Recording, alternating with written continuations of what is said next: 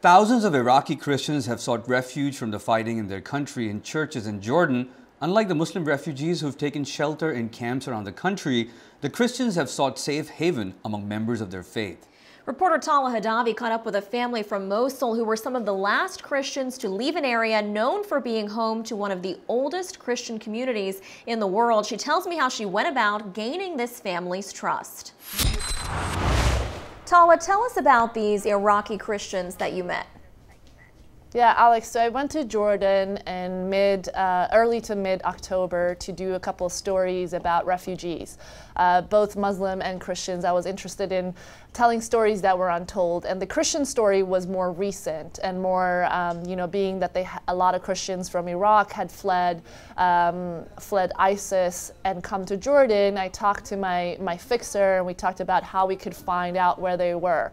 And media hadn't really covered it that much at that point, so we thought about calling the churches. And I met this family in Naur, which is in about 20 kilometers west of the Jordanian capital, Amman.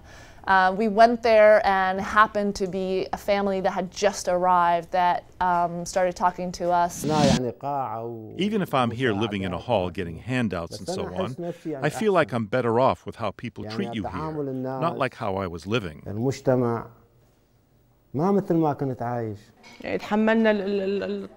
up with leaving and the costs and everything for our girls so that they can have rights, so that they can have a future, because in Iraq there isn't any future. So Tala, you talk about this family and how sensitive this issue is. As a journalist, what's it like for you going into a situation where you really don't know what you're going to find when you get there? I think it's important to show that your intentions are right and that my story at the end of the day is not all that matters. It's about, hearing their stories first and foremost and making them feel comfortable around you. I didn't pull out the camera in the beginning, and I told them that I wouldn't shoot anything unless they were comfortable with us.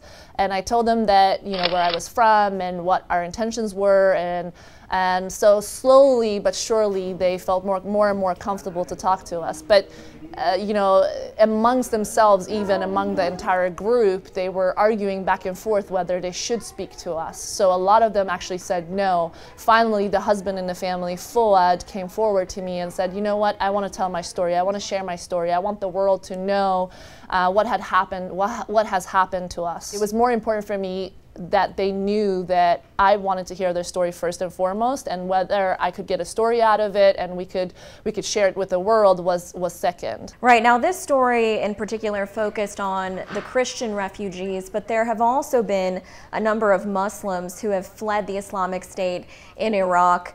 You visited the United Nations organized camps where a lot of these Muslims have taken shelter. How was covering the Christian side of this issue different? Yeah, so the biggest difference is scale, right? So there's about 620,000 Syrian refugees that are living both in urban and rural areas of Jordan. The Christians have found refuge in their churches. Caritas, which is an organization affiliated with the Catholic Church, has really taken into their own hands to help Christians that have fled ISIS in the recent months.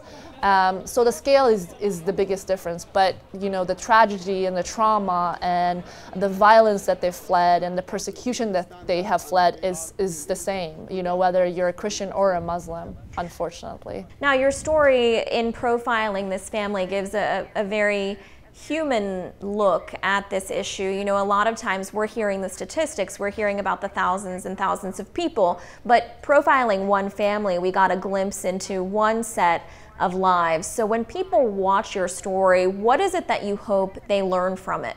My job as a journalist is to inform my audience, and I'm giving the facts and the information and hopefully a human glimpse into the lives of people that have fled violence and persecution. And that's really what I hope that people get out of this, is to get more informed and more knowledgeable about what's going on.